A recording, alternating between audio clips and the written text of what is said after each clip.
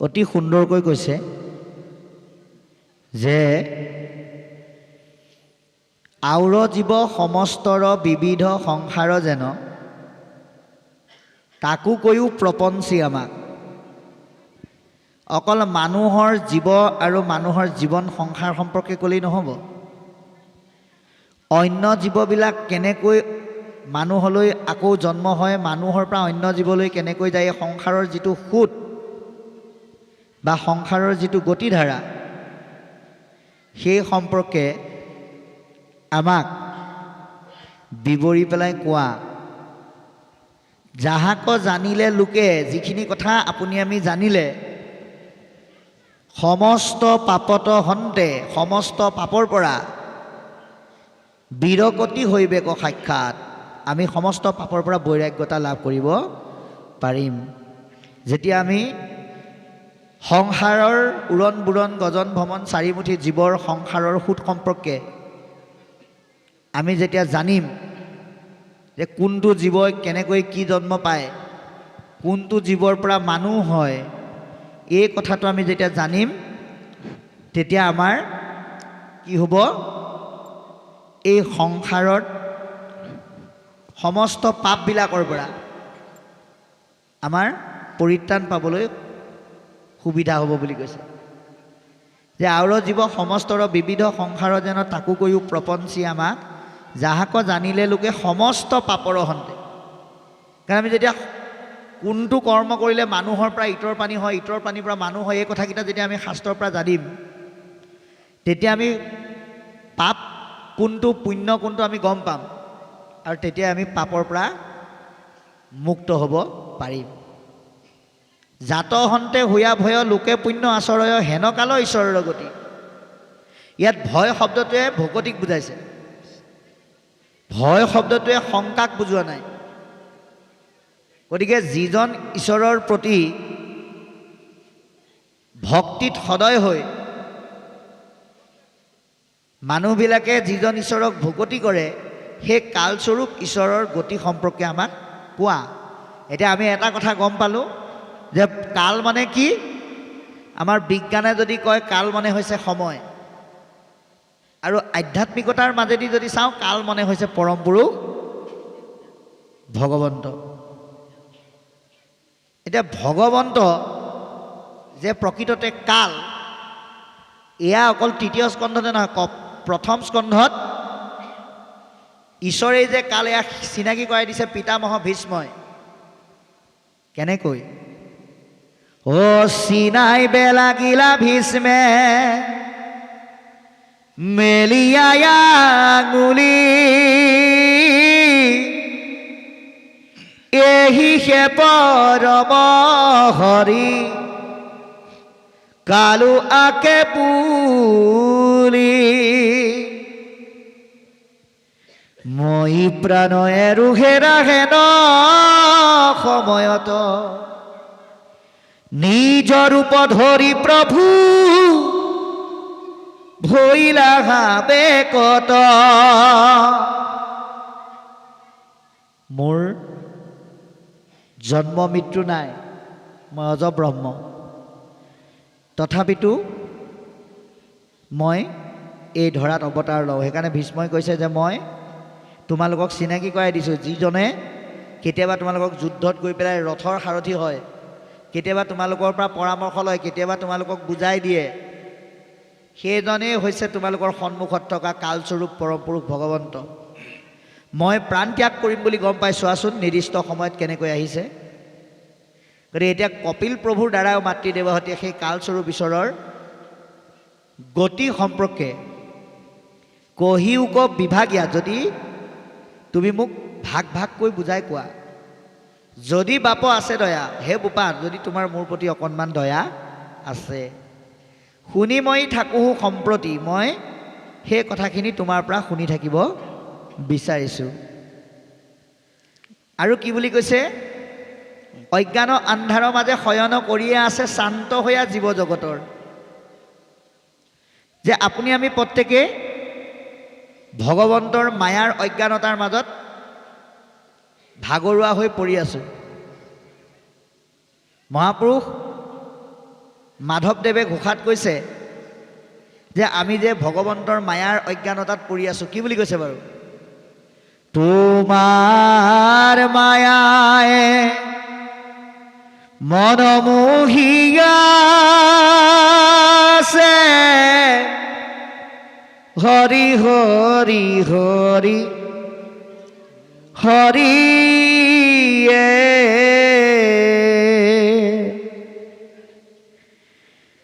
অজ্ঞান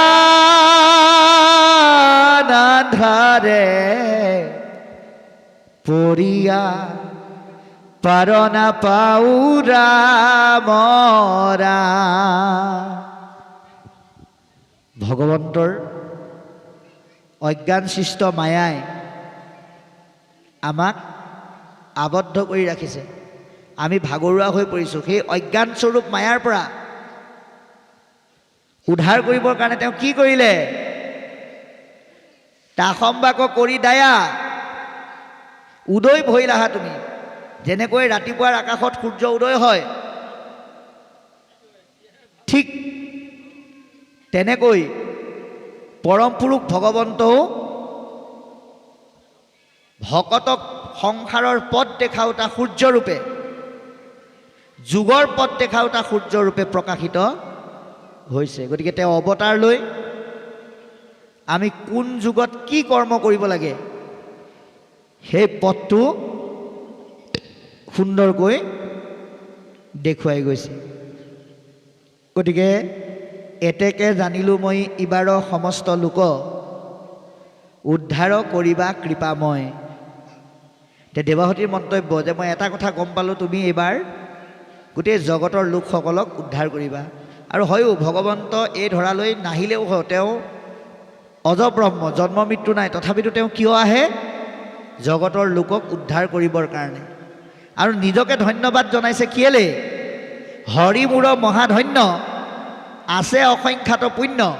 যে মই নিজকে ধন্যবাদ জনাইছোঁ যে মোৰ হয়তো অজস্ৰ পুণ্য থকাৰ কাৰণে হেন প্ৰভু ভৈলাহা তনয়, যে তুমি মোৰ গৃহত মোৰ পুত্ৰৰূপে অৱতাৰ ধাৰণ কৰিলা। গতিকে কৈছে এতেকে জানিলোঁ মই এইবাৰ সমস্ত লোক উদ্ধাৰ কৰিবা কৃপাময়, হৰি মোৰ মহাধন্য, আছে অসংখ্যাত পুণ্য, হেন প্ৰভু ভৈলাহা তনয়।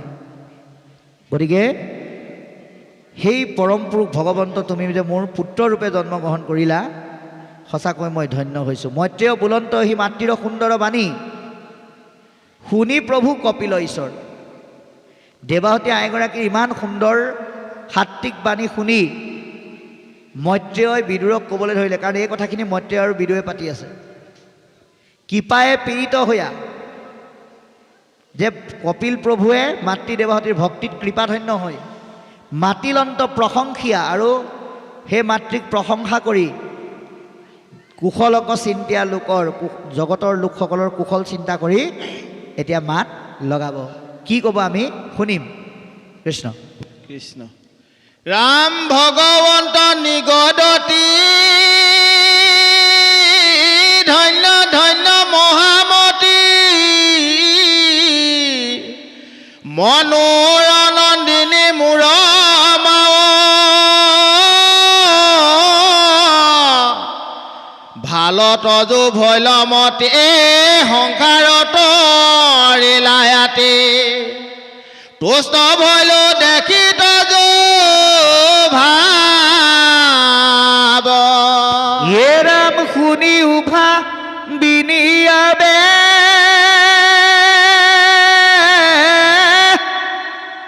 প্ৰশ্নৰ উত্তৰ কহু, ভক্তি পুনু বহুবিধ নয়, কিন্তু পুৰুষৰ ফল সংকল্প অনুসাৰে, ভক্তি নানা মতে ভেদ হয়। ৰাম পৰম মাৰিবে পতি, মনত সংকল্প কৰে, দম্ভ বা মই চৰয়াতি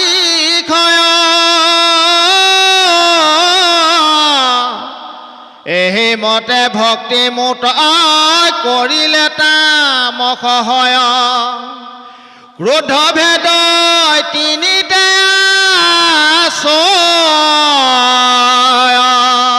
এৰা বিষয়ত কৰি আশা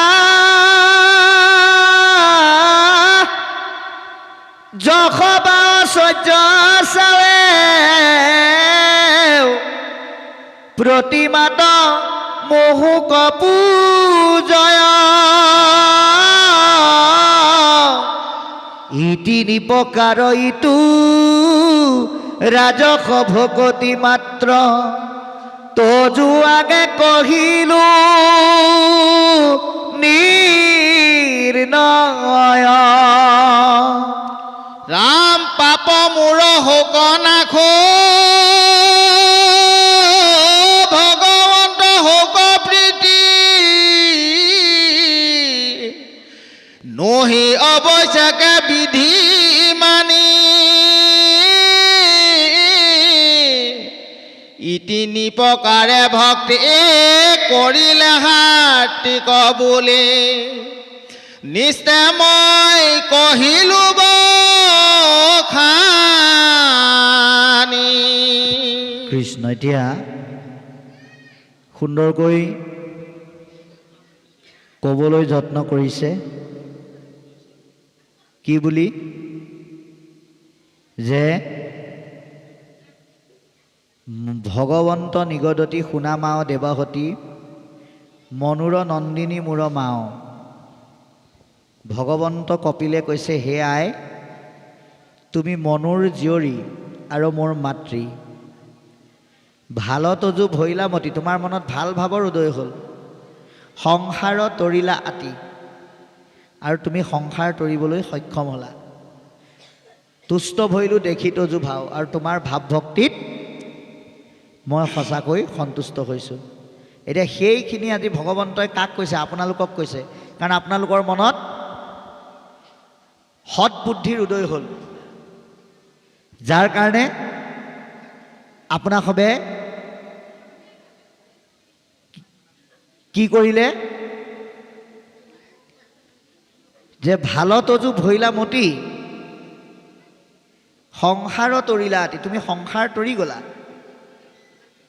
গতিকে আজি আপোনালোকৰ মনত সেই ভাৱৰ উদয় হ'ল কাৰণ আজি আপোনালোকে ভাগৱত কিয় শুনিবলৈ আহিছে যে ভাগৱত শুনি মৰণমুখী সংসাৰক তৰিবৰ কাৰণে আহিছে মৰণমুখী সংসাৰখন আমি কেতিয়া তৰিব পাৰিম একাদশ স্কন্ধত বসুদেৱে নাৰদক প্ৰশ্ন কৰিছে কেন মতে তৰুৱাবে সংসাৰৰ ক্লেশ মহামুনি দিও মোক সেহি উপদেশ বসুদেৱে নাৰদক কৈছে হে নাৰদ মই সংসাৰখন কেনেকৈ তৰিব পাৰিম সেই বিষয়ে উপদেশ প্ৰদান কৰা এতিয়া ইয়াতো দেৱহতীৰ সৰলতা আৰু সদয় ভাৱত কপিলে কৈছে তোমাৰ মনত ভাল ভাৱৰ উদয় হ'ল আজি আপোনালোকক ভগৱন্তই ধন্যবাদ দিছে কাৰণ আপোনালোকৰ মনত ভাল ভাৱৰ উদয় হ'ল আপোনালোকে সংসাৰ কেনেকৈ তৰিব পাৰি তাক আজি এই মহান কাৰ্যসূচীৰ যোগেদি নিজে জনাৰ লগতে আনকো জনোৱাৰ এটা ব্যৱস্থা কৰিলে তুষ্ট ভৈলো দেখি তজু ভাও আৰু এনেকুৱা ভাৱ ভক্তিত ভগৱন্ত সন্তুষ্ট হয় শুনিও ভাবিনী আবে প্ৰশ্নৰ উত্তৰ কহোঁ ভাবিনী শব্দটোৰ অৰ্থ হ'ল বিচক্ষণশীলতা বা ভাবুক গতিকে দেৱাহতীক কপিলে কৈছে হে বিচক্ষণশীল আই তুমি সোধা প্ৰশ্নটোৰ উত্তৰটো কওঁ শুনা ভক্তি কোনো বহুবিধ নহয় আচলতে তুমি যেনেকৈ ভক্তি ভাগ ভাগকৈ প্ৰশ্ন কৰিছা ভক্তিৰ নিৰ্দিষ্ট কোনো তেনেকুৱা ভাগ নাই মই ভক্তি কোনো নিৰ্দিষ্টকৈ ভাগ কৰি দিয়া নাই কিন্তু পুৰুষৰ ফল ইয়াত পুৰুষ শব্দটোৱে কিন্তু মতা মানুহক নাই বুজা দেই। পুৰুষ শব্দটোৱে জীৱক বুজাইছে। জীৱ মতা মানুহৰ দেহতেই থাকক কিংবা মাইকী মানুহৰ দেহতেই থাকক। গতিকে যাৰ দেহতেই নাথাকক সেই জীৱ পুৰুষে যেনেকৈ সংকল্প কৰে, যেনেকৈ মনত ভাৱ লয়, ভক্তি তেনেকৈ প্ৰকাশিত হয়। গতিকে তেনেকুৱা কিছু ভাৱক ইয়াতে উল্লেখ কৰিছে যে তামসিক ভাৱ কাক বোলে, ৰাজসিক ভাৱ কাক বোলে, সাত্বিক ভাৱ কাক বোলে, আমাক ক'বলৈ যত্ন কৰিছে। কি বুলি কৈছে? পৰক মাৰিবে প্ৰতি মনত সংকল্প কৰে, দম্ভ বা মৎসৰ আদি কয়, এহিমতে ভক্তিমুখ কৰিলে তামস हुए क्रोध भेद तीनिते आसन। जे तामसिक भक्तिर उदाहरणটো কি দিলে? ঈশ্বৰকে ভক্তি কৰে কিন্তু লক্ষ্য উদ্দেশ্যটো অলপ বেলেগ ধৰণৰ। সেইটো ভক্তি আমি কেতিয়াও কৰিব নালাগে। আমি কি বুলি কওঁ? আমি তামোল পাণ এযোৰে তেল এবটলে নামঘৰীয়াৰ ওচৰত দি পেলাই কওঁ যে হে নামঘৰীয়া, আজি মোৰ ঘৰৰ ড্ৰয়িং ৰুমৰ পৰা কোনোবাই 500 টকা এটা লৈ গ'ল। কোনে নিলে মই জানো, কিন্তু মই ডাইৰেক্ট ধৰিব নোৱাৰোঁ, সন্মানৰ কথা আছে। গতিকে আপোনাৰ ওচৰতে এই বন্তি গছ দিছোঁ, গতিকে আপুনি ভগৱন্তক নিবেদন কৰক যাতে যিটো হাতেৰে পইচাটো নিছে সেইটো হাত যাতে তাৰ ক্ষতি হৈ যায়। কৃষ্ণ। সেইটোৱে হৈছে তামসিক ভক্তিৰ উদাহৰণ। সেই মাৰ্গেৰে আমি কেতিয়াও ভকতি কৰিব নালাগে। এতিয়া আমি আহোঁ 2 নম্বৰ ভক্তিটোলৈ। বিষয়ত কৰি আশা যশোবা ঐশ্বৰ্য চাৱে প্ৰতিমাত মহুক পূজয়। আশাত বন্দী হৈ ঈশ্বৰকে পূজে কিন্তু চিন্ময় মিন্ময় মূৰ্তিৰ মাজেদি পূজে। ভগৱন্তৰ ওচৰত চুক্তি কৰি লয়। ভগৱন্তক ভজনা কৰা সগুণ মাৰ্গৰ যিসকল ৰাজসিক মাৰ্গী ব্যৱস্থাৰ লোক, তেওঁলোকে ভগৱন্তৰ লগত চুক্তি কৰে। কি বুলি? প্ৰভু, তুমি যদি এইবাৰ মোক 2 লাখ টকাৰ ঠিকাটো দিয়া, তেতিয়াহ'লে অহা বছৰ ভাগৱত পাঠৰ সমূলাংশে খৰচ মই দিম। মোৰ যদি ল'ৰাটো আৰু ছোৱালীজনী ইণ্টাৰভিউত যদি তুমি পাছ কৰাই দিয়া, তেতিয়া বাৰ্ষিকভাৱে হ'ব লগা ভাওনাৰ খৰচ সম্পূৰ্ণ মই দিম। মোক যদি তুমি এইবাৰ যেন তেনে নিৰ্বাচনত প্ৰতিদ্বন্দ্বিতা কৰিবৰ কাৰণে টিকেটটো দিয়া, তেতিয়াহ'লে নামঘৰৰ সন্মুখৰ বাটচৰা চৰকাৰে নিদিলেও মই দিম। এইটো হ'ল ৰাজসিক ভক্তিৰ উদাহৰণ। মানে কিবা এটা ঈশ্বৰে দিলেহে ঈশ্বৰক দিব। সেই ভাৱটো আমি কেতিয়াও ল'ব নালাগে। কাৰণ ভগৱন্তই কাক ক'ত কেতিয়া কেনেকৈ কি দিব লাগে সেইটো তেওঁ জানে। কাৰণ তেওঁ সকলোৰে অন্তৰৰ কথা জানে কাৰণে তেওঁৰ নাম অন্তৰ্যামী। সেইকাৰণে আমি কিবা এটা বিচাৰি তেওঁক ভক্তি কৰিব নালাগে। গতিকে আমাক কৈছে, মহাপুৰুষ মাধৱদেৱে আমাক কি কৰিবলৈ কৈছে? অ সেহি সকলে শাস্ত্ৰ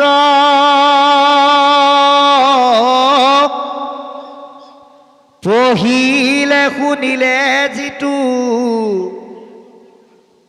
অনুষ্ঠান সমস্তে কৰিলা, নিৰাশা ঈশ্বৰ কৃষ্ণ তাহাৰ সন্মুখ ভৈল, আশা কজি জনে পিঠি দিলা। আশাৰ প্ৰতি পিঠি দিব পাৰিব লাগিব। গতিকে কৈছে, পাপমূৰ হৌক নাশ ভগৱন্ত হৌক প্ৰীতি, নুহি অৱশ্যে বিধি মানি, এহিমতে ভক্তিমুখ কৰিলে সাত্বিক বুলি নিস্তে মই কহিলোঁ বখানি। এতিয়া সাত্বিক ভক্তিৰ উদাহৰণটো দিছে যে যিসকলে পাপবিলাক বিনাশ কৰি পুণ্যবিলাক জমা কৰোঁ বুলি ভক্তি কৰে, ভগৱন্ত সন্তুষ্ট থাকক বুলি ভক্তি কৰে, সেয়াই হৈছে সাত্বিক ভক্তিৰ উদাহৰণ বুলি আমাক এইখিনিলৈকে পদবন্ধে কৈছে। ইয়াৰ পিছত কি ক'ব আমি শুনিম। কৃষ্ণ। ৰাম